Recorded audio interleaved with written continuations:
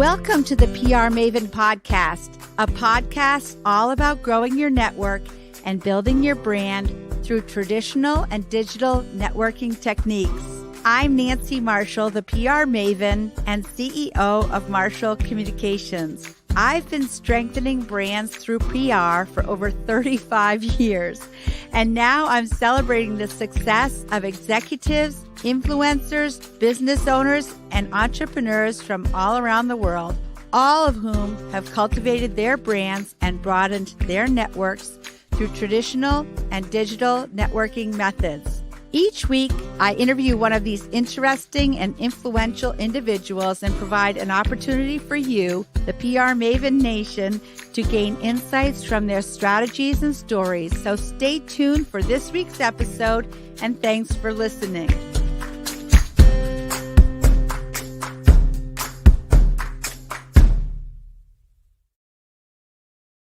Good morning. I'm Nancy Marshall, the PR Maven, and I'm already laughing because we're going to have a lot of fun today with this guest. I've been working in PR throughout my long career and have a special interest in personal branding. It's what makes you stand out from everyone else who does the same thing you do. And certainly our guest today is going to help reinforce that. So I also am a keynote speaker, an author, a columnist with the Forbes Agency Council and Main Biz. And my audiences have said that helping them think about their superpower has changed the way they think about their careers and their lives. I hope you like this episode, and I hope you'll share it with other people who might be interested. And I'm very excited about my guest today, Tim Cotton, who's an author and retired Bangor Police Department lieutenant. Welcome to the PR Maven Podcast. Thanks for inviting me. I don't go out much anymore, so this is very nice to get invited to a big city. We're here in Portland, Maine, in the old, well, on the edge, on the close. Fringes of the old Very port. Close.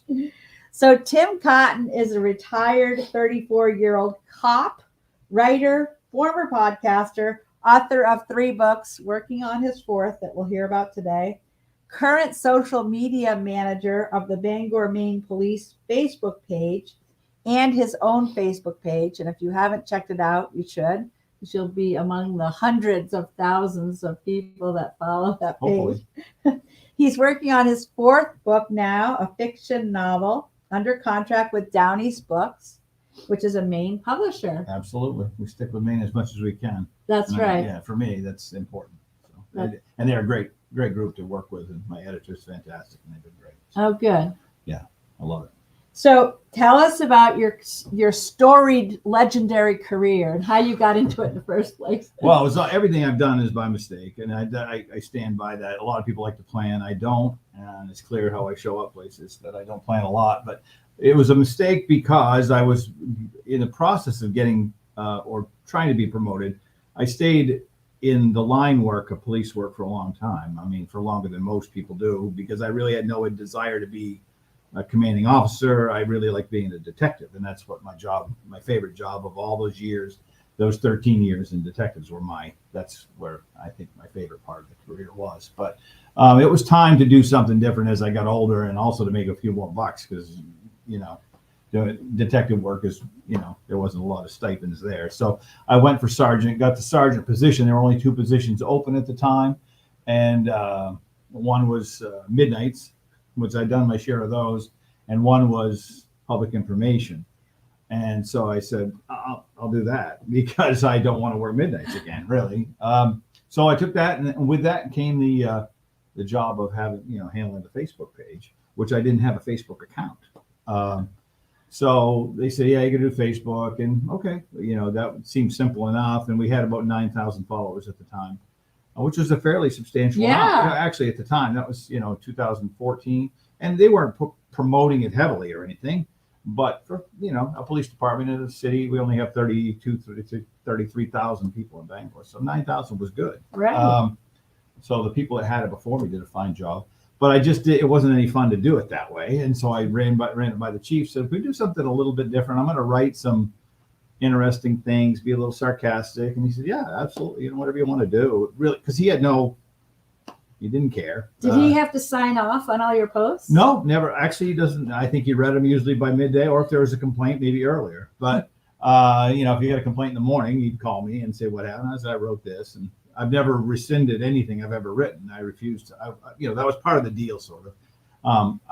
Clearly, I wasn't getting out of hand, but there's always somebody that's mad.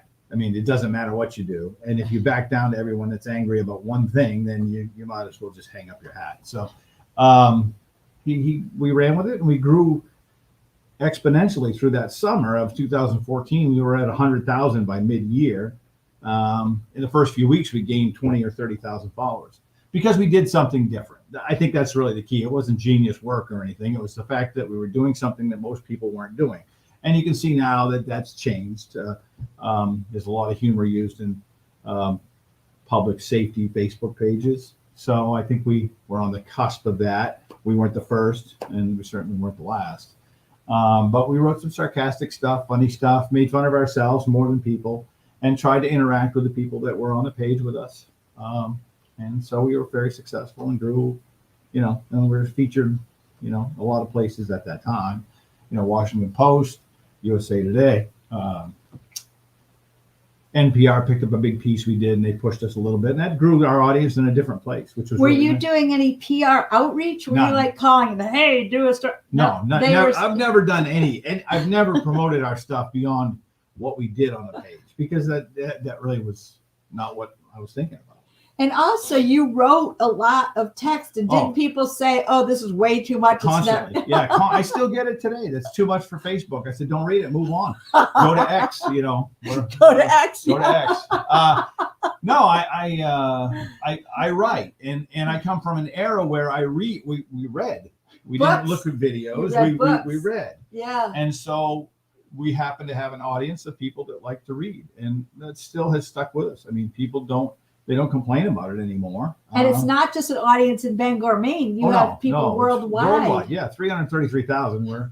We're. I think Bangor. I look sometimes to see which cities in Maine have how many followers to the Bangor page, and I think Bangor the city itself has maybe 10 or 12,000, but that's a third of your population, which is really a good reach. And when you do put information on there that needs to be disseminated to the public, if you have things bookending it, interesting things that people come to read, they're going to find that. They're not going to know about the cones on Court Street if they don't read it all the time.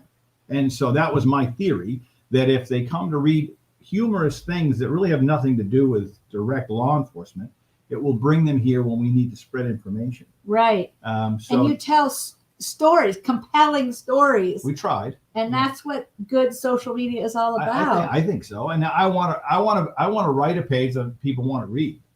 And if it wasn't being read, I watch my algorithms and I watch how much shares. Now, since that time, I try to tell everybody that to grow a page like that now is almost impossible without spending money, because they've throttled it back. I might gain to date at 333,000 followers. There are weeks I'll gain 500, but it never shows, and I'll also lose 350. So I know the shares used to be huge, not anymore. They don't let that be seen by enough people, and I can't control that because Facebook is their own empire.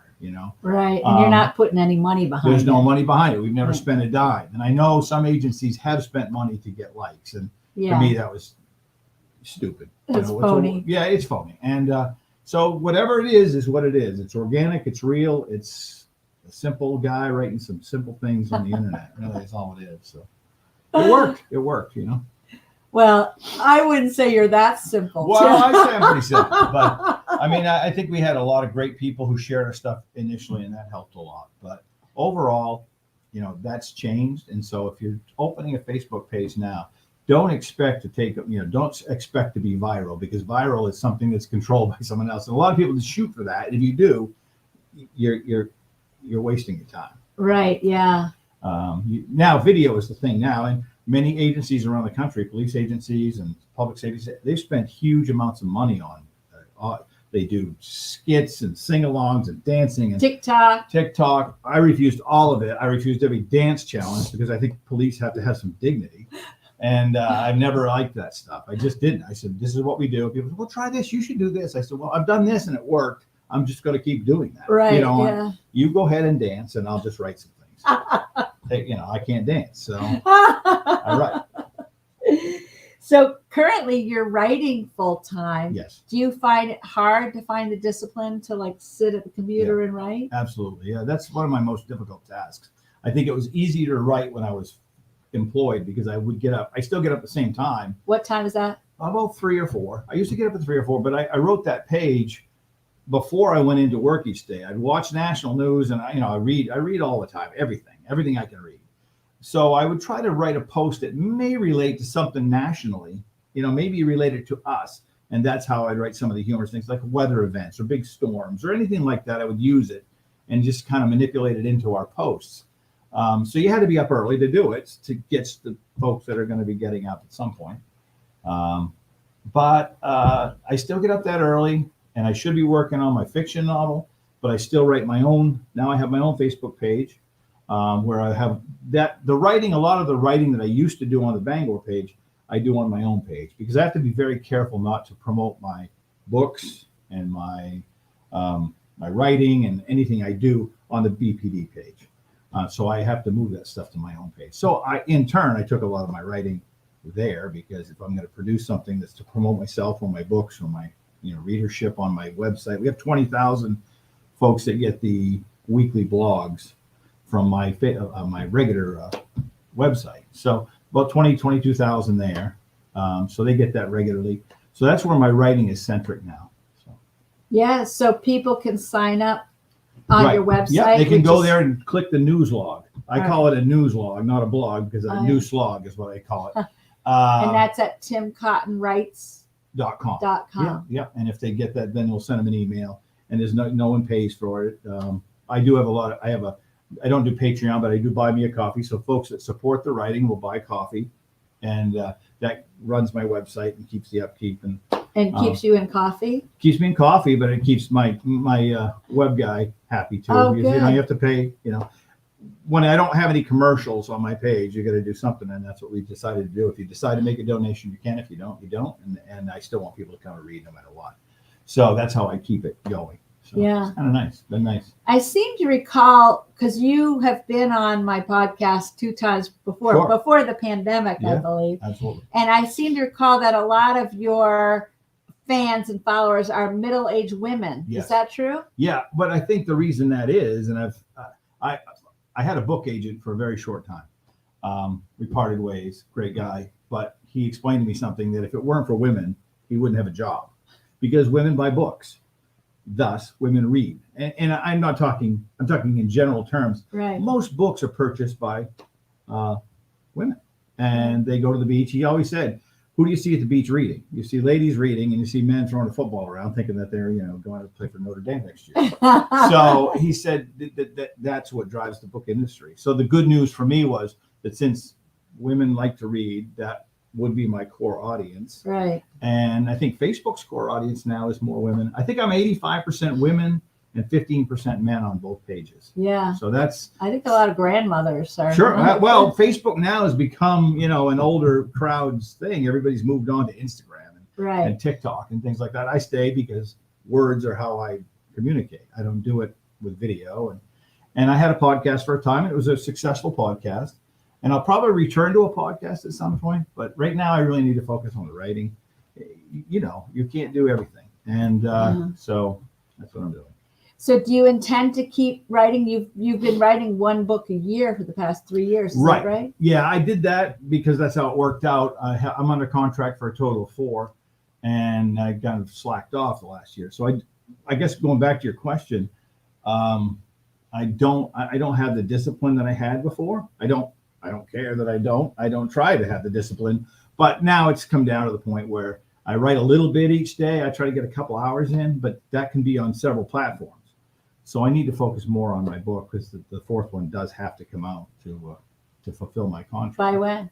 Well, it was supposed to be done by last February. So I'm beyond that. Yeah. And that's okay. We have a good relationship and I do think that 3 books in 3 years was too much. Yeah. And I think you can oversaturate yourself. You can put yourself out there too much.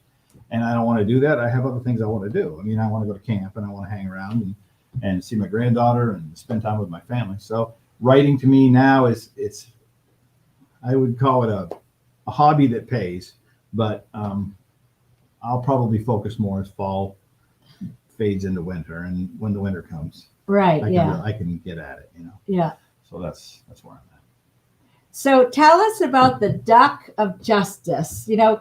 I don't know if you remember, we kind of arranged, like the governor had the Duck of Justice at one point at the Blaine House, and then the Duck of Justice was like abducted, and abducted is correct. We don't want to get her going too far because she'll be gone. The Duck of Justice came about a very simple way. Again, another mistake in my life.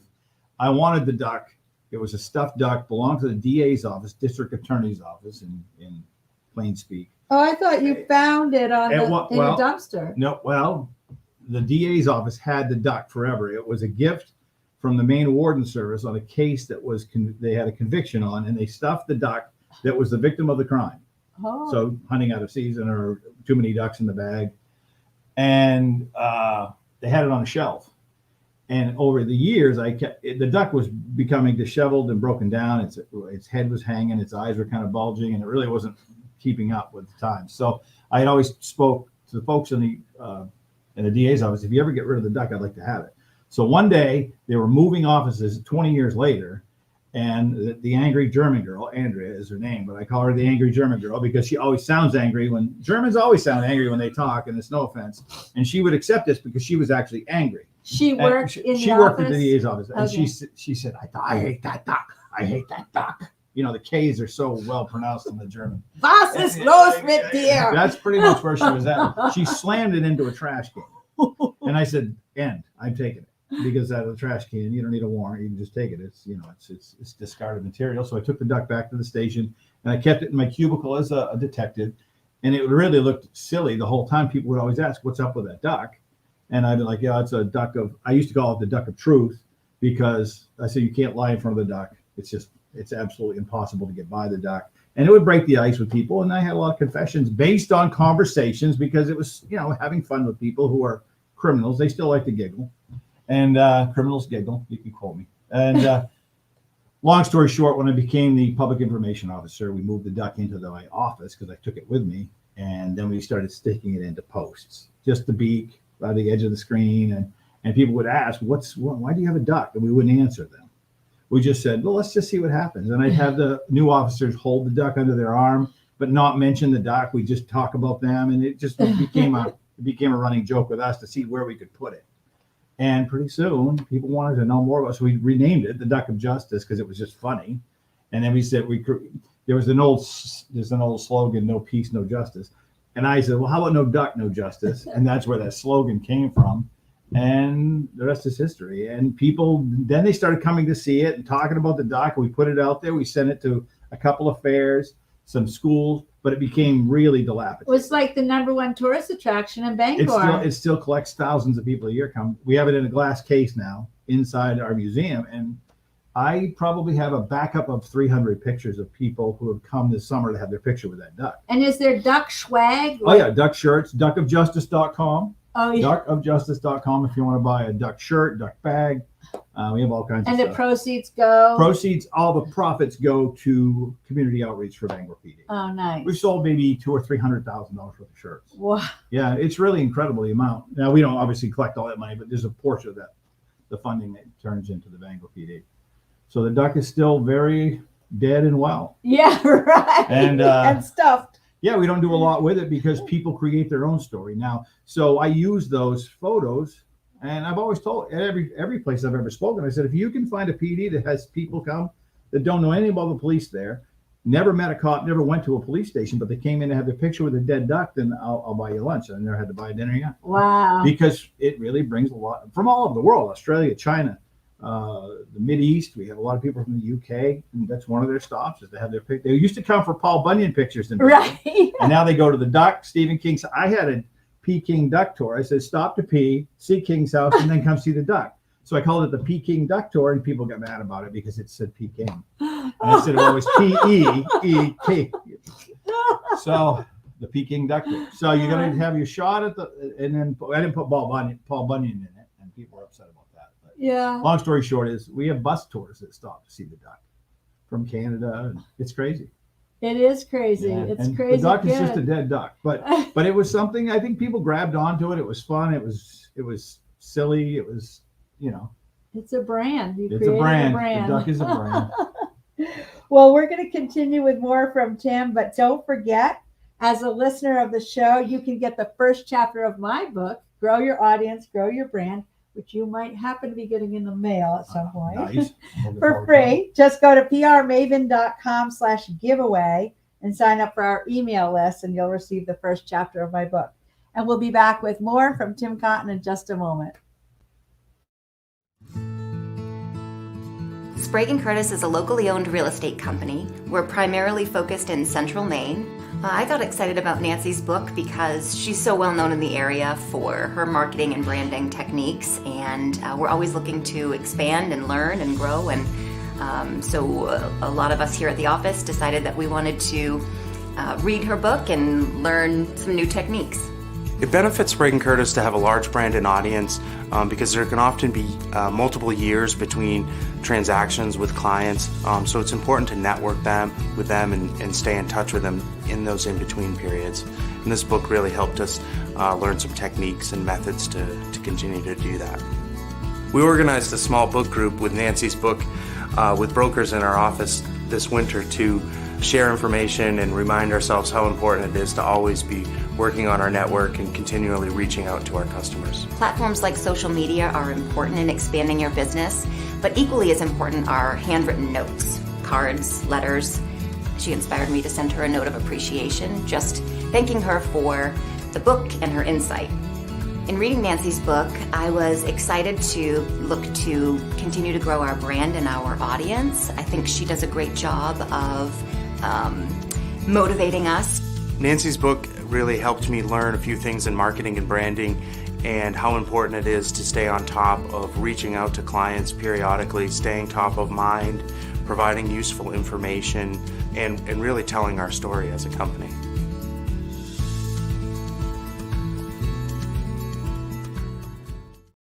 Yeah. Oh, okay. We're back. So we're back. We were so engrossed in our conversation, we forgot we were doing a podcast. Easy to do. So, Tim, as you know, we talk about growing a personal brand on this show, and you have taken an unconventional path to growing your personal brand that's loved by thousands of people worldwide. How did you do it? I think I'm genuine. I am what I am. I am what I am here, and I am what I am on the internet. I mean, I don't try to create a fake story, a falsehood. I mean, when I talk about going to the woods, I go to the woods. If I'm at camp, I'm at camp. And I talk a lot about my foibles too. I don't talk about just your successes. If you just talk about success, what is the fun of that? Because people are all flawed, right? Me, maybe not you, but me. Oh, I am. Okay, Believe me, I Nancy's am. flawed. But I think people like that because they see a little bit of themselves. I think sometimes people put on a face on Facebook and social media in general, and they're made up and they're airbrushed or whatever they do to write. And I think that's kind of Phony. well, it's phony. And so I write like I speak. I'm not a great writer. I like to write and people read it, but that doesn't make me a great writer, but it's still read. So that's important. So I talk about the things in Maine life. I think I promote Maine as well as anybody in Maine does. And I think I promote the real Maine. And I always make fun of plastic lighthouses from Booth Bay Harbor or those little funny things that we all see as people living in the state where people purchase and the trinkets in the shops. I'm glad they do. And I always will say, hey, make sure you get a magnet for your refrigerator while you're here. But I think people stop too short in this state. I don't think they go far enough east, and I don't think they go far enough north. And if we promote this area of southern Maine pretty heavily, but we don't promote Madison, although they've got some pretty good promotion in Madison. There's a really nice Yeah. apple orchard there. Okay, so North Star Orchards. There you go. That Emma Dimmick, who's our producer, her family owns that. well, then so we should go there to pick apples. that's right. There's so many places in Maine that people don't go to. And so my far Washington County life, which is where I spend most of my time when I can, and we're up towards between Machias and Eastport and west towards Danforth and north towards Hodgdon and Holt and Grand Lake Stream. Grand Lake Stream, all those places, Now the sportsmen have gone there, but there's a nice place for people that aren't sports people to go there. And if you get to see the real down east and you get beyond Bar Harbor, no offense to Bar Harbor, but I can't get in there in the summer, right? Most of us can't. There's so much coast and so many beautiful places. And, blueberry pie. And blueberry pie. Yeah. And so I try to promote those spots and the fun, the interesting, knowledgeable people of Maine. The conversations with them are just incredible. And I think people miss out when you don't stop at those small places. Convenience store to have a hot dog or a coffee and talk to the people at the counter, So Right. that's my that's my brand. Those are my people. So. And we were just talking during the break about how you respond to everyone who comments on your Facebook, and that's a key to maintaining I think so. a page. Now, I watch a lot of pages, and I watch business pages, and I'll notice a comment in the morning that gets no response. Not necessarily a troll or a negative thing, but they may ask a question. If they're asking you a question and you're missing that question, you're missing an opportunity to get a customer. And so I don't respond to every comment. I read every comment. I respond to every email. But on comments, I read every comment on both Bangor page and my Tim Cotton Writes Facebook page, because I don't think we're doing our job as social media purveyors of social media if we don't pay attention to the audience. And I think there's a lot of people that don't. They think we make a Facebook page and we'll put something funny and we'll show a slice of pie or a beer. But they don't read the comments, and you're missing out. And you might read them 2 days later, but it's too late then. So you should. And people, I don't have time to do that. Well, you do have time because you have a phone and you're reading something. Because I haven't seen anybody without a phone in their face in 3 years. So you have time to go through those comments. You don't have to just peruse but fade through them to look at those people. And so I do that on both pages, and I think it's made a difference. So what you were saying is you either respond to a comment, or if it has something profane, I'll hide them. I'll hide them, and I'll block people. Because you have to block. There's so many scammers now, and especially on our PD page and my page now. They found that. They've even found my blog, and they comment there. And they're trying to sell things. And they usually either it's perversion or it's sales of something somewhere in another country. And trying to buy you a T-shirt or to copy my T-shirts and. So you've got to pay attention to that stuff and get those people off your page. You can block most people. We block lots of people because there's so many strange creatures out there that are, crawling around social media, as we know. So right. You got to be careful. Right. But I do read all the comments. I read every comment. Well, that's impressive. Well, and I think it's very good advice for brands. I do too. I was just at a local fast food place. And I was thinking today, I was trying to get a coffee on the way down here. And I won't say which place, but it's one of those places where they have the kiosk. And you go in, there's nobody at the counter. And you go to a kiosk to order, then they put it in the bin, and I see the people up back. To me, the loss of that very famous fast food restaurants, the loss of having contact with people, it bothers me a little bit because one, I'm in a line at a kiosk with all kinds of people who can't make a decision. So the speed is gone when you do go in. They focus on drive-through, right? But I don't know why we haven't sped up the process to create food that's quite simple to create, mechanize that rather than the customer service experience. It's the opposite of what I think would work for a business. If you can make a certain sandwich that has their name simply, and they're very simple to put together because I worked there as a kid, why don't we transfer some of the labor that we have to meet people and talk to them rather than a kiosk? I think we're losing something. And that's why, even on Facebook, that's why I read the comments. I think it's important to have a face and a voice. And so. Well, I was with a group yesterday, face-to-face, giving a presentation, and we were talking about that, what I call happy hormones that are transmitted between two humans. People, The oxytocin, dopamine, these things aren't generated by robots. No, we're missing out. Yeah, exactly. And the further we go down that path, it's almost like it's just perpetual motion now. And your brain will remember in those neural pathways that feeling that you had. Mm-hmm. If you felt really good in a certain place because of those happy hormones with a person, you'll want to go back. But if you don't feel that good about it. If I'm standing in line to talk to a kiosk, I left. I left. Not that they don't need my money, but I waited a minute and a half, 2 minutes, and two younger, very nubile with their phone folks were, working over their menu selections. And I stayed a minute and a half because I had that much time to get a coffee. Yeah, so I you left. get here on time. Right, I didn't get here. They do have a bathroom and you can still use that. Okay. That's a good thing. But the point is, I guess, I don't like to interact with the business like that. Yeah. And I'm not going to. I'm done. That's like, I'm not going to do a kiosk order. Now I'm an old, I'm an old curmudgeon, I guess, but I'm going to go somewhere where I can talk to somebody. Right. And I'm going to buy their product. But that's how I feel. Not everyone feels that way. So Right. I'm fading off into the distance, and I can see my usefulness to this world is almost gone. So I would disagree. Well, I mean, I'm going to do what I do. I'm going to write what I write, and that's how I'm going to push my brand, and that's how I'll stay with it. So what are the themes and messages that are consistent throughout all of your writing? I think kindness is one of the most important things, and I think humor, and I think making fun of ourselves is really important. I also hate to see the loss or the stomping of people being able to say what they think no matter what it is, because it lets you know what kind of person that is. I'd rather know. You say what you want around me, and I'll either be with you or I won't be with you after that, right?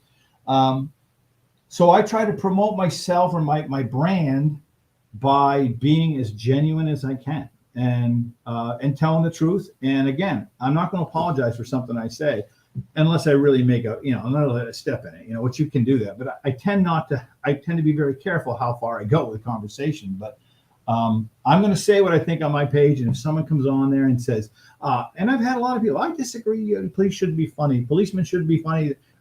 Okay, hit the road. I'm sorry, because we're human. And I always hated the conversation that even some agencies have with, we just like to do these dances because we think it humanizes us. Well, I thought we were human before the dance. So this humanizing us is the dumbest thing I've ever heard. It humanizes the badge. The fact is that is a person with a badge, and they have flaws and they make mistakes and they can be idiots like you can. We all can be, right? So I think I've just been honest about what we are. I know if I got pulled over for speeding by a guy who I just saw doing a dance on TikTok. You'd probably ask about the dance, and maybe that would make a conversation, but it makes it more difficult for the officer to do their job, because now you're going to get by, well, you're the worst dancer I've ever seen, and that song's stupid, or whatever it is. But I would like hope that I could distract him by talking about his dancing so he'd forget that he pulled me over for speeding. You may. That's just my opinion. And again, it doesn't matter what my opinion is. Theirs is different. Theirs is different. Everybody does their own thing, but that's how I did my way. And I really hated when we were really pumping along and police agencies there was a lot of really great social media stuff that the challenges between places. I refused every one of them because I felt like, do what you want to do. And don't create this furor, because I don't need it. We don't need it. I've got things that I want to do here. And I'm not. And cops, what's happened even at Bangor PD is, in the times of the last few years, it's just bad times for police in the country. Much of it our own fault. But so police don't want to share anymore like they used to. And when I started, there was a lot of sharing and a lot of fun. But it's more difficult to have people open up now. The society's changed a little bit, and we just have to adapt, But as you said, your theme is always to be kind. Absolutely. Yeah. And kind and friendly and have fun and have some laughs and have conversation. I wrote a piece that I took a lot of garbage for that said, please don't thank me for my service. Because to me, a conversation doesn't have to start off that way. But that's me. When people come up to you, sometimes they almost feel like they have to say it because so many people are saying, thank you for your service. Just ask me, hey, had a good day today? Or, did you like your burger? Or a conversation about a football game. But rather than thanking me for my service, really, I get paid for my service. Police officers get paid. And honestly, amongst many of the officers I know, that thank you for your service is an uncomfortable thing, because you can show that thanks just by having a respectful conversation. Right. You don't have to say thank you. So that was the point. And I took a lot of crap for that. And people are like, I can't believe you say that. We want to. I said, you can. I'm saying there's other conversations that can be had, because we're employed by you. We are employed by you, the citizen. And thank you for the job. I liked my job. I enjoyed my job. So I didn't need to have thank you for your service, because I don't know what do you say to that? Thank you? you're welcome. I don't know. Yeah. I'd rather just talk about something else. And that was the point of the piece. And it carried well with some folks who understood what I was saying, but with others, I upset some people. Yeah. So, Tim, is there a book, a podcast, or an app that you have found helpful in your life or your career, and why? I can't say any apps have helped me. No. No, I just can't. Maybe Netflix. Yeah. But I think a book that I would promote, and I promoted this one book I bring up. There's many that I've read and many I love. But one of my favorite books, and I will always tell people to read it, is The Gift of Fear by Gavin de Becker. And there's been many iterations of that book. It's, The Gift of Fear. It's become a franchise. But de Becker is a master at finding out. He just shows it's really great for women who feel like they're in dangerous situations. It allows you to accept the feelings you have as valid. If you feel like this is a bad situation, trust your feelings, because and the book really promotes that. And I think it's an eye opener for so many people. And it's been a huge book. And everyone I've ever said read it will come back to me and say, that was a great book. Oh, I will read it. You will love it. You'll Yeah. love it. Gavin de Becker, The Gift of Fear. Another book, Undaunted Courage by Stephen Ambrose, about the Lewis and Clark expedition. If you want to talk about resiliency and strength and an honorable thing, that was the most incredible journey across this country to find the end, find the Pacific Ocean or a passage to it. That book is really incredible. So those are two books that I would always say Gift of Fear, but I would say if you want some to really look back at how far we've come from the mid 1800s, Undaunted Courage. All right, good. I'm just curious, do you read to your granddaughter? When I can, but Yeah. she's almost she's 5 now, and she's reads to me. So she's doing pretty well reading, and we have a pile of books, all the main staples, Blueberries for Sal, and anything. One Morning in Maine. One Morning in Maine, and on Rocky Pond was a huge one when I was a kid, and we read that to her. Goodnight Moon, of course, was the standard when she was little. But yeah, I do read to her when I can, and she loves to read. She's got a love of reading, and I think that's the most important thing. One of the most important things you can instill a kid is to get him to read. Because I had difficulty with my son because he just wasn't that way, so he had to go other ways to get him interested. And now he is a reader, but it took some time when he was a kid. So no, I mean, reading obviously is what developed any skill that I might have at writing. All came from reading. It really wasn't. It can't be self-taught. You're self-taught, but only because you're reading well-written words, So yeah, I spent a lot of time at the library in Machias when I was a kid. I mean, I took 10 books a week. I just pounded the books when I was young, and I loved that. And so, I still speak at libraries and places like that around me when I can, and to classrooms when I can. And that's what I tell everybody. I've always told cops about interviewing and skills in interviewing. I'd always say, read everything you can. And I'm talking about Glamour or Women's Day or anything, because you don't know when that information might come in handy to break the ice in a conversation. Right. And I don't know that a lot of people have taken my advice. But for me, I think wherever you are, pick up the magazine on the table in front of you and read it. Whether you want to or not, there's information there that will help you later. I mean, there really is. So read. Right. I agree. Absolutely. And I've always loved libraries also. Yeah. Oh, me too. I love it. So how can people get in touch with you, Tim? Well, if they want to, and they probably don't, but you can reach me through timcottonwrites@gmail.com. You can send me a message on Messenger at my Facebook page, Tim Cotton Writes at Facebook. You can send me a message through Instagram, which sometimes it takes me a few days to get them because I don't check Instagram that much. But most people have no trouble getting a hold of me, or drop a comment in my on something I've written on my page or the Bangor page. Because we know you read those. Well, I read everything. I read it all. Yeah. Well, Tim, this has been so much fun, and I'm really honored that you drove all the way down. Oh, no, for you, almost anything. No, I really appreciate you having me. And again, buy my books. You don't need to buy them from me. You can buy them anywhere books are sold, small bookstores in Maine. I'll carry them. My local bookshop in Bangor, the Briar Patch. I always have signed copies there. And of course, you can buy them on any of the online sites. So There are 3. Buy all 3. The 4th will come, and the 4th will be much different than the first 3. Oh, It'll wow. be fiction. Might be a little darker than what people expect, but it's going to be a fun book to read, I believe. All right. Knock on wood. And that will come out when? Well, if I get done in time, it probably won't be till next fall. You know, it takes Okay. quite a bit of time between finishing and really getting it out there. So my first 2 books, Detective in the Dooryard and Got Warrants, come out in paperback in November 1st. So those will be out in paperback then. So go to your local bookseller and grab them. Okay, great. Well, this has been a lot of fun, and I'm very honored that you came. And if you have any questions for our guest, or you'd like to hear more from me, you can email me at nancy@prmaven.com. And thanks for joining us on the PR Maven Podcast. Thanks for having me.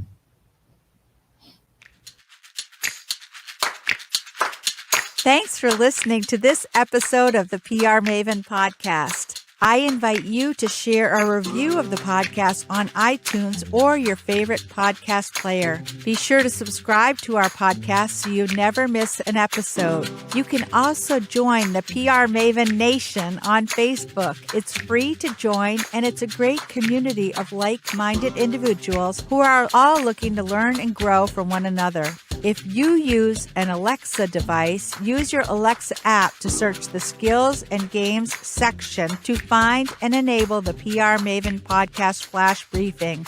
This will give you access to exclusive content and more PR and marketing advice. Thanks again for listening, and have a great rest of your week, PR Maven Nation.